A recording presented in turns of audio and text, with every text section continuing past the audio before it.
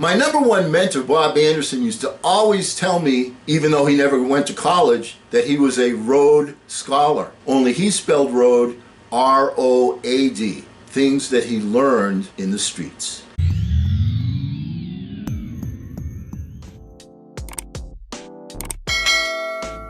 Hello again, everyone. I'm Eli's dad with Project Eli, where we educate, lead, and inspire.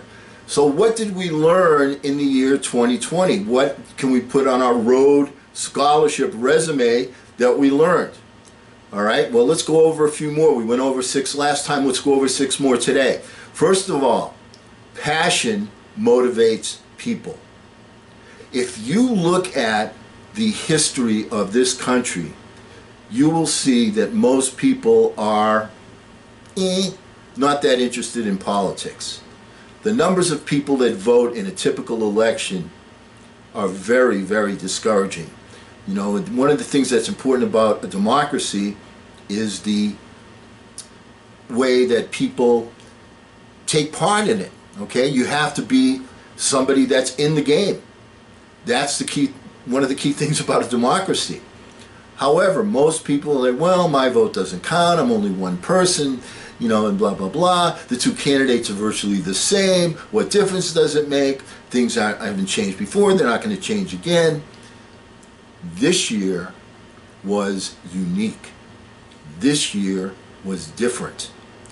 This year, people were unbelievably passionate. Either you had people in the Trump camp or you had people in the Biden camp.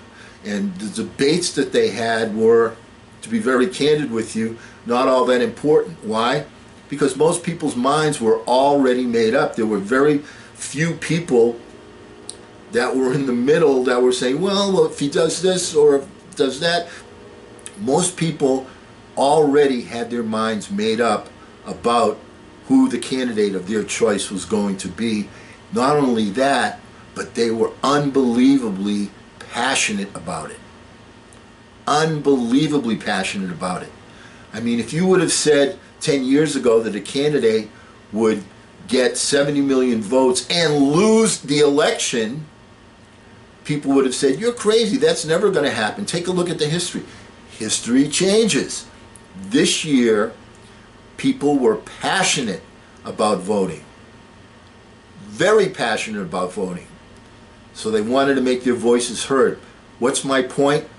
If you give people something that they're passionate about, they will take action. Does that make sense? Passion motivates people to action. Keep that in mind. Singleness of purpose and focus are keys to successful achievement.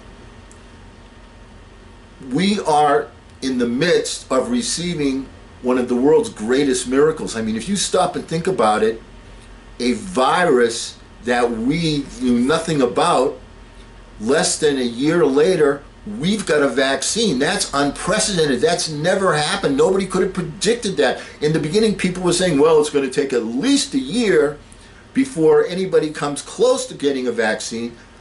But we've had not 1, not 2, but about 6 different companies that were able to come up with a vaccine, all working independently. How did they do it? They had a definite singleness of purpose and a very strong focus. They were highly motivated, and they worked and they worked and they worked and they worked. And singleness of purpose and focus are keys to success, so much so that frequently when you put in the proper amount of singleness of purpose and focus, the results will be miraculous. Now, that brings a question to my mind. All right, one of the things that we are very concerned about, of course, is cancer. And we've been working on that. Why don't we have a solution? Why don't we have the antidote to cancer? Some things take longer than others. So we were very, very lucky that this one particular issue was something that was solvable in a shorter period of time. But it requires singleness of purpose and focus. It was important enough for these people to dedicate their time, their lives. Once again, 5 or 6 different companies have come up with a vaccine. Here's my point, is what you're focused upon right now, what you have singleness of purpose, is it important enough for you to dedicate that time? If you do, you will find very frequently that your results will be miraculous. People judge actions and not rhetoric. We have seen in today's times of television where so much transparency, not as much as we like, but a lot of transparency, when somebody stands up in front of the nation and talks about injecting people with cleaning fluids, what happens? People start to make judgments. And here's the issue that really hurt this particular presidency. There were so many shaded truths and flat out untruths that were told. Whenever you're told something, you lost complete credibility. Complete credibility. Why should I believe somebody that says, hey, we've got this thing solved, it's right around the corner, you don't need to wear a mask, right now for the election, people talking COVID. Once the election's over, you're not even going to hear about it. Hello, McFly. We're still talking about it, my friend. We're talking about it because we're losing more lives every day than we lost during 9/11. So we're still talking about it. And we still need to talk about it. People judge your actions, not your rhetoric. When you say something, just because you say it doesn't mean it's true. Just because you have the largest bully pulpit on the planet doesn't make it true.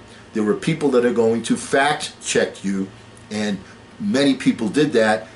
That caused people to come out and vote in record numbers. Why? Because they didn't want that anymore.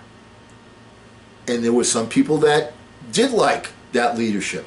So there was tremendous passion. But in the long run, people judge your actions and not your rhetoric. So it's not do as I say, it's do as I do. So if you're a parent and you're having a cocktail or drinking a beer and telling your children, it's not really a good idea to be consuming alcohol, guess what? They don't hear what you're saying. They see what you're doing. Patience is an important virtue. One of the things that we've learned, and I hope we've learned it right now today because it's more critical than ever, is with social distancing and wearing masks, we can be highly preventative from spreading this virus. But we have to have the patience to endure so that we will reach the point where everyone is now vaccinated and the spread of the virus will be completely curtailed.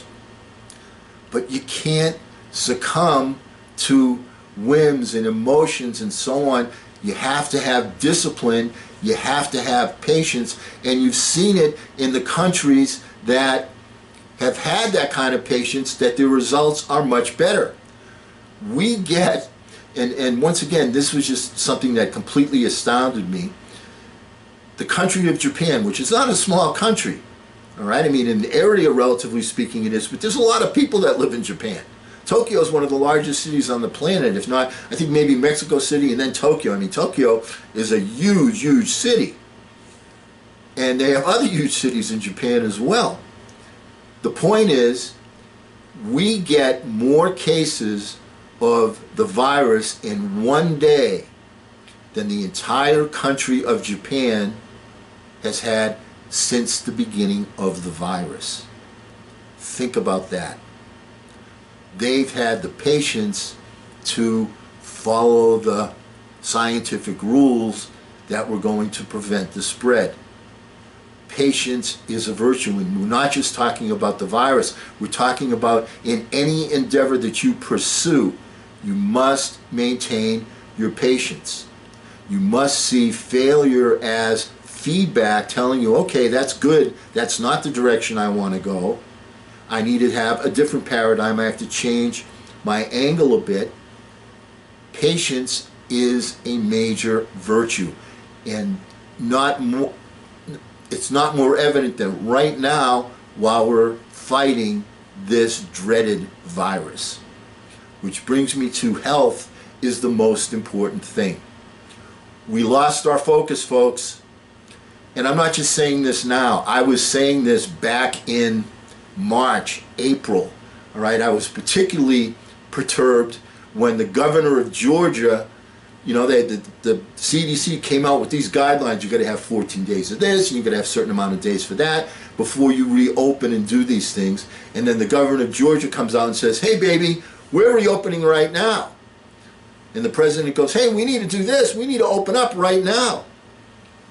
You've got to look at the big picture, my friend.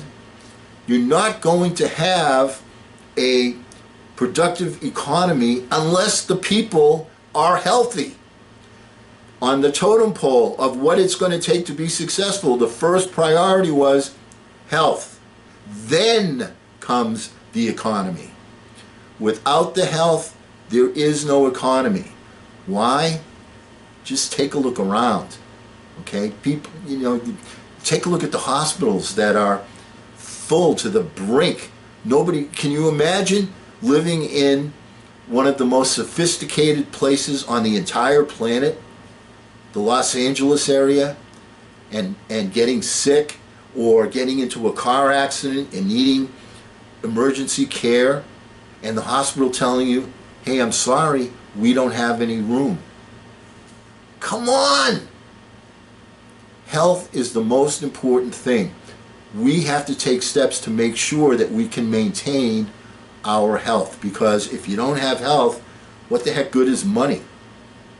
Not very good at all. Does that make sense? You've got to have a clear number one focus, and you have to prioritize, and you have to make that the top of your to-do list. We failed to do that. People took the least line of resistance. They said, well, you know, I probably won't get it, so let's open up this economy. Let's open up.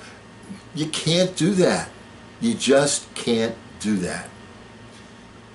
Next thing, placing blame, finger pointing, is usually an irrelevant act. What did we constantly hear? The China virus, okay? It's China's fault. It's their fault. What good does that do to place blame? If you're going to solve an issue, an unsolved opportunity, one of the things you have to do is you can't focus on whose fault it is. Is that going to reverse what happened? No. So what do you have to do? You have to take the very simple steps that make somebody successful in achievement, which is you take a look at a situation as it is.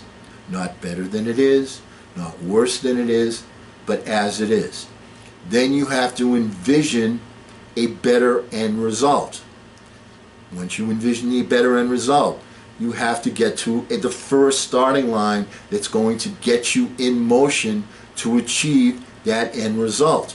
Once you get to that first starting line and you take action, you'll run into a roadblock. However, another byproduct of that is that once you start to take action and you're in motion, you will start to see the next starting line.